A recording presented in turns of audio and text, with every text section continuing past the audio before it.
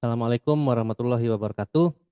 Baik teman-teman, kita masuk ke pertemuan ke-11 ya.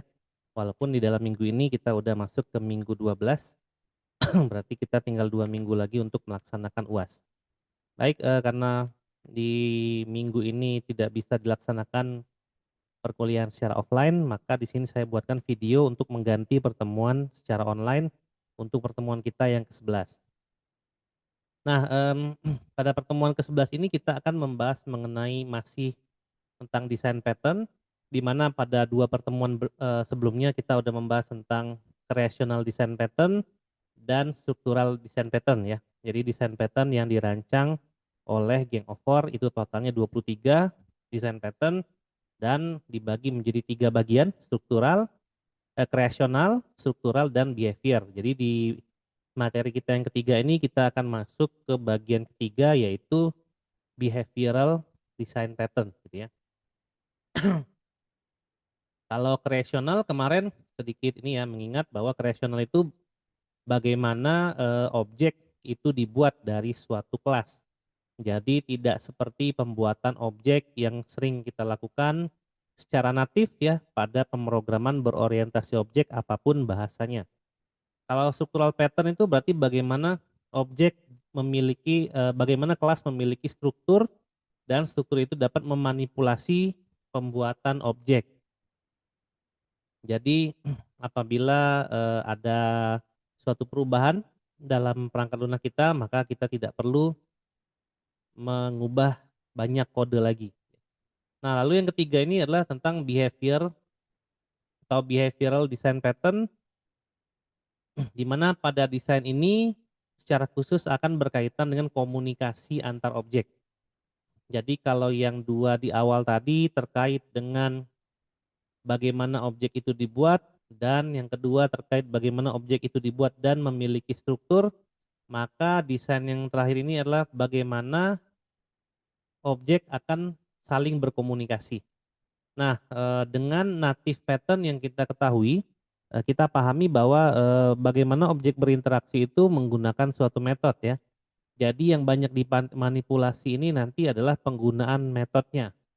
Karena kita tahu dalam natif berorientasi objek ini metode bisa dimanipulasi dengan cara inheritance gitu ya, menurunkan metode atau mengoverride metode gitu ya. Mengoverride metode, jadi metode parent diganti implementasinya oleh anaknya dan bisa juga melakukan overload membuat banyak metode dengan parameter yang berbeda ya. Walaupun di awal-awal kita sudah banyak mengimplementasikan itu ya dalam pembuatan kelas. Nah, dalam behavioral pattern ini ada 11 desain pattern yang diperkenalkan. Kalau di creational ada 5, kemudian di struktural ada 7, nah sisanya itu di behavioral pattern ini adalah 11 ya. Jadi ada template pattern, ada strategi pattern, ada state pattern, ada mediator, ada chain of responsibility, ada comment pattern, ada interpreter, ada visitor, ada iterator, ada memento, dan ada observer pattern. Kita mulai dari yang pertama yaitu template pattern. Nah, jadi biasanya kita itu kalau mau membuat aplikasi, di mana suatu aplikasi itu bisa saja berkembang gitu ya, dari yang awal menjadi bentuk yang berkembang dari sisi metodenya, dari sisi strukturnya dan lain-lain, tapi tidak mengubah desain awalnya. Artinya di sini dengan menggunakan template pattern kita itu menggunakan atau membuat suatu template, di mana template ini nanti akan bisa dikembangkan untuk banyak kelas-kelas yang nantinya akan memiliki behavior yang berbeda-beda namun masih menjadi satu bagian yang sama dengan template-nya. Nah, jadi misalnya kita memiliki kelas di mana kita instance menjadi objek, lalu kita instance banyak banget objeknya dan memiliki behavior serupa, tapi ada juga kita instance objek yang berbeda, tapi behaviornya tetap serupa gitu ya. Nah, di sini kita ilustrasikan pada kendaraan mobil dan motor gitu ya. Kita tahu mobil dan motor itu adalah kendaraan gitu ya. kendaraan bermotor gitu ya, kendaraan bermotor, mobil dan motor. Artinya kendaraan bermotor itu adalah kendaraan yang memiliki mesin, dalam pengoperasiannya. Nah, kita tahu bahwa mobil dan motor itu sama-sama, kalau ingin memakainya berarti kita hidupkan mesin dulu gitu ya. Jadi kita punya behavior untuk hidupin mesin. Kemudian mobil dan motor ini kalau manual berarti kita bisa menaikkan gigi gitu ya, kita bisa menurunkan gigi. Mobil dan motor juga punya klakson dan lain-lain. Artinya ini adalah metode yang sama diterapkan ke mobil dan motor dan kita tahu bahwa mobil dan motor itu adalah kendaraan. Jadi dua objek yang kita generate itu nanti akan di-instance berbeda dari mobil dan dari motor, namun metodenya ternyata sama. Namun secara implementasi metode ini beda gitu ya. Kalau kita ngidupin mesin mobil, secara algoritma berarti kita butuh kunci, kita colokin kuncinya ke mobil, kita puter ke tombol on, starter gitu ya, maka mesin hidup. Tapi kalau motor itu agak berbeda, kita tekan, jadi starternya mobil itu saat kunci diputer gitu ya. Kunci diputer itu langsung starter dan mesin hidup. Namun kalau motor itu, kita tekan, masukkan kunci, kita posisikan ke on, nanti baru ada tombol starternya untuk menghidupkan, motor gitu ya. Jadi kalau mobil tidak ada, apa namanya, tombol starternya, jadi starter langsung dari, kunci, namun motor ada. Tapi semuanya adalah behavior yang sama dengan tujuan menghidupkan mesin ya, walaupun secara implementasi itu berbeda ya. Nah, kalau kita memiliki pekerjaan, memiliki coding dengan apa, mirip-mirip dengan contoh ini, maka kita bisa gunakan template pattern untuk mempermudah pekerjaan kita.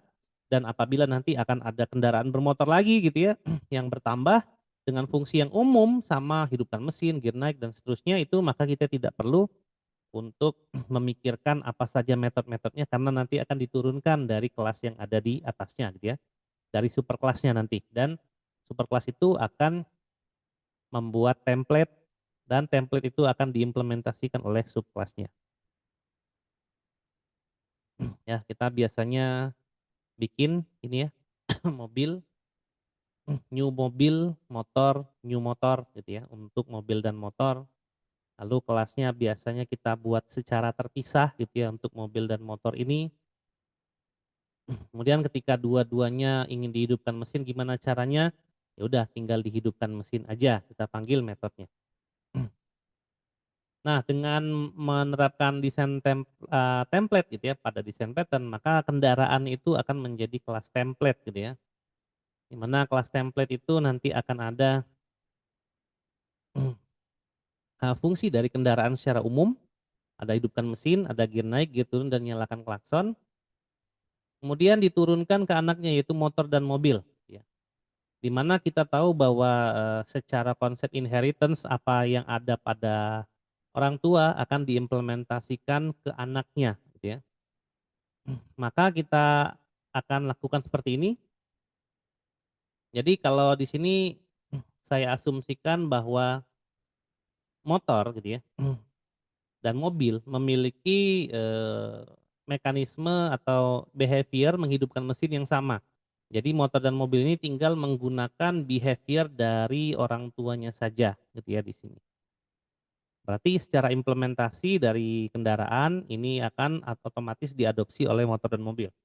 Nah, untuk gear naik dan turun, motor dan mobil memiliki implementasi yang berbeda, makanya di sini akan dilakukan overriding ya. Jadi, metode gear naik dan gear turun oleh motor dan mobil akan mengimplementasikan secara berbeda, tidak sama dengan orang tuanya. Di orang tuanya mengimplementasikan gear naik dan gear turun, namun motor dan mobil ternyata memiliki implementasi gear naik dan gear turun secara berbeda. Nah, untuk motor, ternyata dia menurunkan menyalakan klakson dari motor langsung tanpa mengubah implementasinya. Namun di mobil nyalakan klakson itu diubah implementasinya. Ya, namun semua motor dan mobil ini memiliki template yang sama gitu ya, artinya memiliki semua ini gitu ya. Nah, jadi semua metode yang ada pada kelas abstrak tadi, jadi itu kelas abstrak di atasnya. Ya, kita tahu bahwa kelas abstrak itu berarti ada metode yang boleh kita berikan implementasi langsung, namun ada juga yang kosong gitu ya. Mau tidak mau kalau kita bikin template dalam bentuk abstrak, maka nanti akan extend abstrak gitu ya. Kalau implementasi berarti implements itu, jatuhnya ke interface. Nah, jadi pada kasus di atas ini, semua kendaraan hidupkan mesin itu sama. Namun tadi ya gear naik, gear turun pada motor dan mobil, serta nyalakan klakson pada mobil itu memiliki implementasi yang berbeda dengan motor. Untuk menyalakan klakson motor menggunakan metode dari superclass-nya, yaitu dari kendaraan. Jadi kendaraan udah punya implementasi untuk menyalakan klakson, implementasi itu langsung dipakai oleh motor, namun di-override kalau misalnya objek yang di-generate itu adalah mobil. Nah, ini adalah bentuk daripada template pattern gitu ya. Nah, sehingga di main program ya itu sama aja sebenarnya nyalakan klakson, tapi nyalakan klakson dari mobil itu adalah milik mobil gitu ya. Seperti yang kita lihat nyalakan klakson ini karena udah di-override berarti milik mobil. Namun untuk motor nyalakan klakson ini adalah milik kendaraan ya. Karena kalau kelas inheritance berarti semua implementasi, dari induknya akan bisa dipakai oleh anaknya dan anaknya diizinkan untuk mengubah implementasi itu ya tanpa mengubah nama metodenya secara teknis ya. Baik, untuk yang kedua itu ada strategi pattern. Jadi kalau strategi pattern ini berarti kita akan membuat suatu algoritma yang umum ya. Lalu kita tempatkan pada kelas-kelas yang terpisah sehingga membuat objeknya dapat dipertukarkan. Jadi objeknya itu akan menjadi lebih fleksibel dari algoritma umum yang ada pada kumpulan, kelas-kelas gitu ya. Nah, jadi contohnya itu yang paling mudah untuk mengimplementasikan strategi pattern itu adalah kalau kita membuat game. Kita contohkan di sini adalah gamenya fighting gitu ya. Kita tahu fighting itu berarti kita memilih karakter, di mana karakter itu setidaknya bisa memukul dan bisa menendang. Dan untuk memberikan perintah memukul dan menendang itu menggunakan suatu tombol tertentu dengan menggunakan gamepad misalnya ya. Nah, biasanya kan pukulan dan tendangan yang dilakukan oleh karakter itu bisa beda-beda tuh.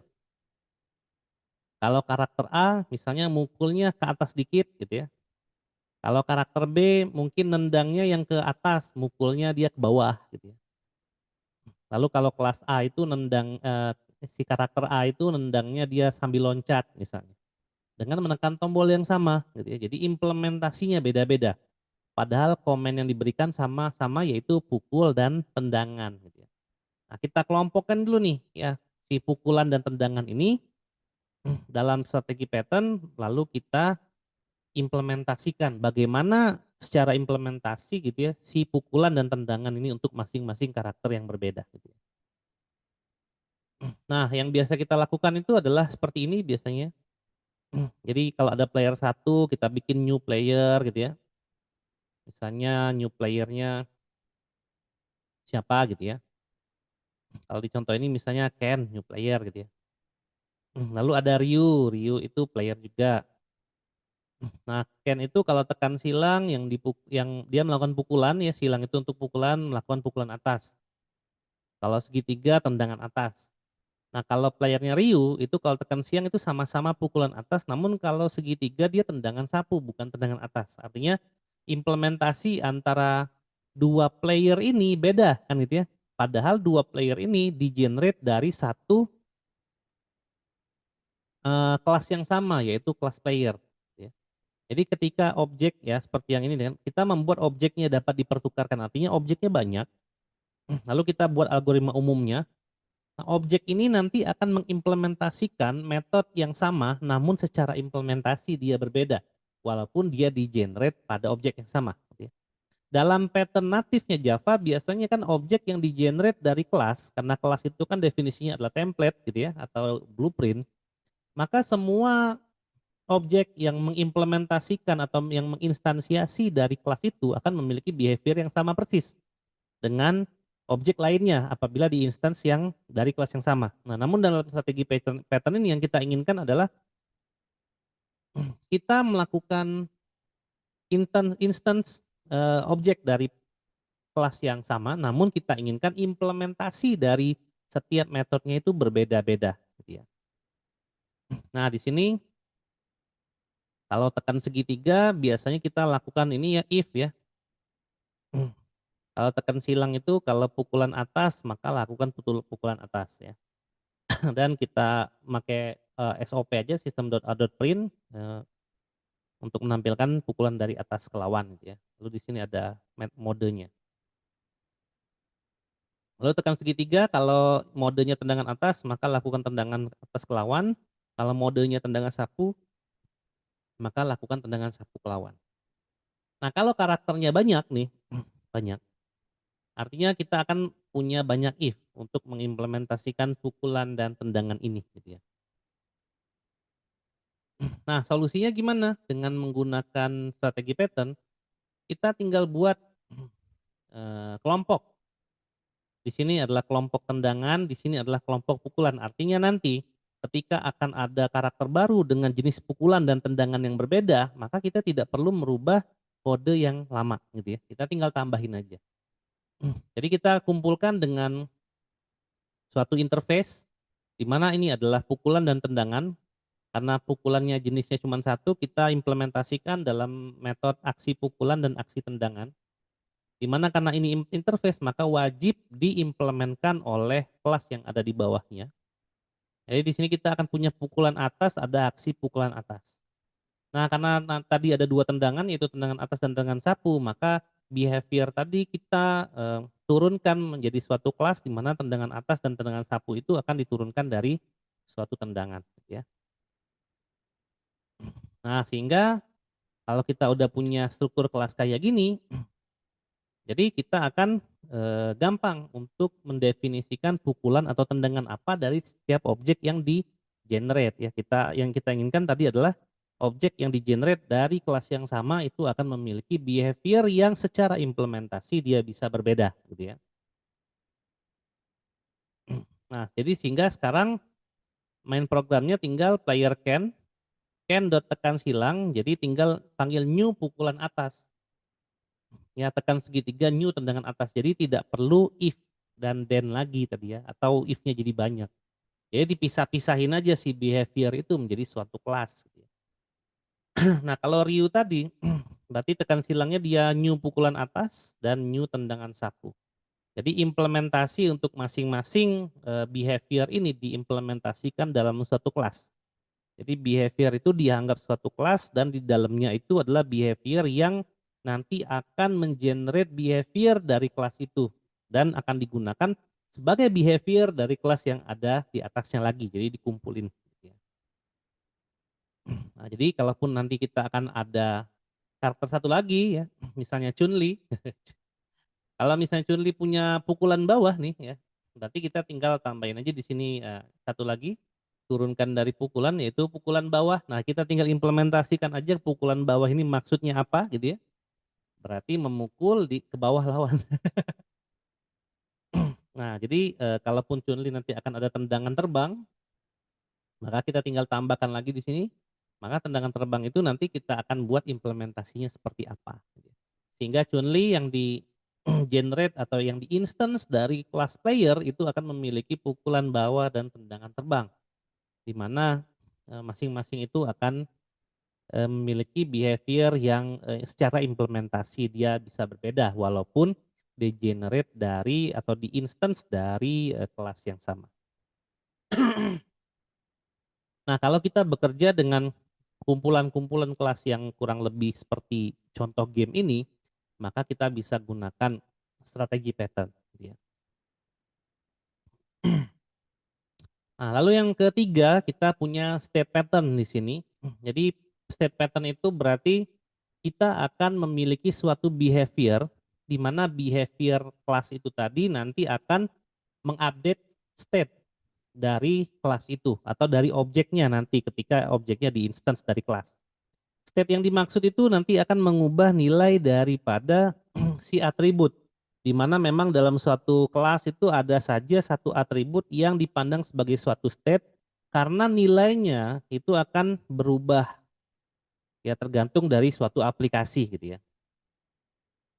Contohnya kalau kita mahasiswa gitu ya, ada statusnya cuti, lalu DO, lulus, aktif dan lain-lain. Berarti kan ada salah satu atribut yang berubah gitu ya. Dan perubahan atribut itu akan selalu berubah selama penggunaan aplikasi ya. Ya sampai ketemu final state gitu ya kalau kita ngomongin state. Nah, untuk state pattern ini karena sudah jelas dia ngomongin state, maka implementasinya adalah finite state machine ya. Kalau masih ingat ya misalnya kita mulai dari A kalau mau ke E maka harus menuju B dulu. Ketika menuju B selesai baru ke E. Jadi dari A ke E nggak boleh langsung ya. Kalau misalnya A mau ke D gimana? Berarti A ke B dulu, ke E, ke F, baru ke D, nggak bisa langsung dan seterusnya gitu ya. Jadi konsep finite state machine ini kalau dipelajari di graph gitu ya. Yang finite state machine ini berarah atau di teori bahasa dan otomata. Nah, ya ini contoh ya yang saya maksudkan tadi. Ada suatu atribut dalam suatu kelas di mana dia akan diubah behavior-nya, lalu perubahan behavior itu dieksekusi oleh metode biasanya. Di sini ada initial state dengan metode ubah status akan mengubah mahasiswa jadi aktif pertamanya dari calon mahasiswa gitu ya. Lalu ada beberapa step yang bisa dilakukan, bisa mengubah status jadi lulus kemudian selesai atau DO, kalau DO otomatis selesai atau mahasiswa tersebut cuti ya. Nah, kalau cuti tidak boleh langsung lulus atau tidak bisa DO gitu ya. Habis cuti kalau ingin dilanjutkan maka harus aktif dulu gitu ya. Dan kemudian bisa lulus atau DO. Ya, jadi cuti ini bukan final state misalnya gitu ya. Nah, jadi untuk mengimplementasikan mahasiswa seperti ini biasanya kita lakukan adalah dengan cara seperti ini. Ya, dari step diagram ini karena semuanya itu memanggil metode ubah status, maka kita biasanya pakai kayak gini, ubah status. Paling nanti disesuaikan dengan ubah statusnya apa gitu ya. Apakah cuti, apakah aktif, apakah DO, ataukah lulus. Cuman yang jadi masalah itu kalau misalnya penginputan state-nya benar gitu ya. Tapi kalau penginputan state-nya salah gimana? Gitu ya. Nah, sebagai contohnya gini ya, main method mahasiswa M, new mahasiswa M dot ubah status aktif misalnya.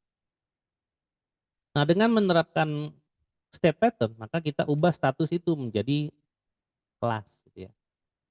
Jadi state itu kita ubah menjadi suatu kelas, di mana kelas itulah yang nanti akan menjadi implementasi dari bagaimana seharusnya si aktif itu gitu ya. Atau si cuti itu implementasinya gimana, si dropout implementasinya gimana, si lulus itu implementasinya gimana. Di mana di sini kita punya kelas mahasiswa lalu kita akan merelasikan kelas mahasiswa ini dengan kelas status di mana status itu akan ada metode ubah status. Lalu ubah status ini akan extend di aktif, cuti, dropout dan lulus. Maka status ini adalah kelas parent gitu ya. Di mana aktif, cuti, dropout dan lulus ini adalah kelas subkelasnya atau kelas anaknya. Artinya si aktif ini akan punya metode ubah status, si cuti juga sama, si dropout sama, si lulus juga sama. Dan penerapan misalnya status aktif itu kayak gimana gitu ya secara implementasinya, itu pasti berbeda dengan implementasi cuti, berbeda dengan implementasi dropout, lalu berbeda pun juga dengan implementasi lulus. Implementasi yang dimaksud ini bukan sekedar hanya mengubah atribut dalam database misalnya, mengubah statusnya jadi lulus maka selesai atau pasti kalau misalnya kita mahasiswa itu drop out, ketika statusnya drop out, kan nanti akan muncul tagihan sisa misalnya dan lain-lain. Nah, itu akan diimplementasikan dengan cara berbeda di masing-masing state-nya. Ya. Nah, tadi kita ubah ya, nggak cuman seperti ini. Jadi kita tinggal gunakan kayak gini aja. Mahasiswa M sama dengan sama dengan new mahasiswa di sini langsung new aktif gitu ya.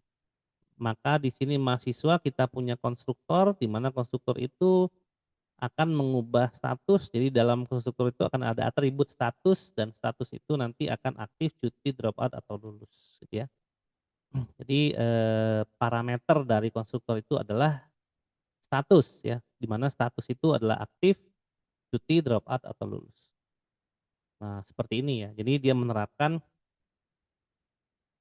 konsep finite state tadi gitu ya. Jadi penerapan state dari suatu objek gitu ya yang nanti state itu akan sering berubah seiring berjalannya aplikasi diterapkan menggunakan, state pattern seperti ini. Lalu yang keempat, itu kita memiliki, mediator pattern. Nah, mediator ini artinya kalau objek itu kan punya relasi ya dengan objek lain. Artinya kalau suatu objek punya relasi dengan objek lain, maka mereka bisa berkomunikasi secara langsung sesuai dengan relasinya. Entah berinteraksinya di konstruktor, entah interaksinya di metode dan lain-lain, yang pasti berinteraksi secara langsung. Nah, kalau kita ngomongin mediator pattern, ya kayak ada mediator aja. Ya kalau misalnya kita mau pembayaran, Shopee, Tokopedia dan lain-lain, maka ketika kita akan membeli barang, kita tidak mentransfer uang kita langsung ke penjual misalnya kalau kita sebagai pembeli. Tapi kita memiliki mediator, yaitu Tokopedia. Jadi uangnya kita transfer ke Tokopedia dulu, begitu barang udah sampai, baru nanti uang itu diteruskan ke penjual misalnya, ya. Nah, atau sebagai contoh seperti ini gitu ya, ada pesawat, helikopter, pesawat penumpang, pesawat kecil dan lain-lain. Ketika mereka akan menggunakan landasan, mereka tidak saling berkomunikasi dengan yang lain, tapi melalui yang namanya ruang kontrol di tengah-tengah. Dan ruang kontrol inilah yang disebut sebagai mediator ya, untuk berkomunikasi antara masing-masing, masing-masing objek dari pesawat ini. Nah, biasanya implementasi dari mediator ini apabila ada aplikasi yang kita buat, namun aplikasi itu secara teknis ya, secara objek itu kita buat tidak saling berkomunikasi langsung. Contohnya itu yang paling sering diimplementasikan ya apa, si mediator pattern ini adalah aplikasi chatting ya atau aplikasi bandara yang ini tadi. Nah, kalau kita mau bikin aplikasi chatting, ya bisa jadi kita membuat hanya seperti ini, ada user, di mana user itu bisa mengirim chat dengan user yang lain ya, artinya user A dan user B itu berasal dari, kelas yang sama dan mereka sama-sama punya metode kirim chat, di mana kirim chat itu artinya nanti secara implementasi si user A akan mengirimkan chat ke user B, ataupun user B mengirimkan chat ke user A. Nah, namun, solusi dari mediator adalah kita membuat chat room gitu ya. Jadi chat room ini akan menjadi mediator di mana nanti user akan saling berkomunikasi tanpa mendirect message langsung ke user tapi melalui chat room.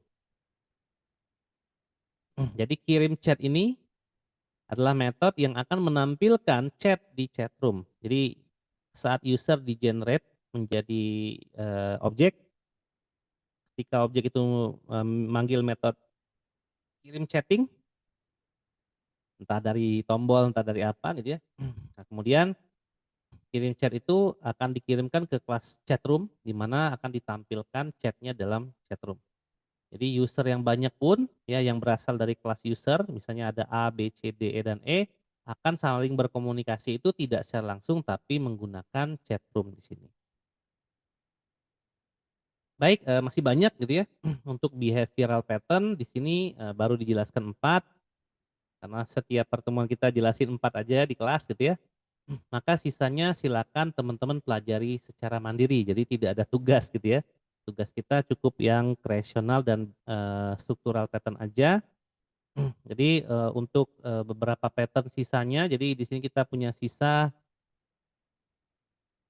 banyak ya, kita hanya mempelajari 4 di pertemuan ini. Jadi ada chain of responsibility, ada comment, ada interpreter, ada visitor, ada iterator, memento, dan observer. Silakan teman-teman pelajari sendiri.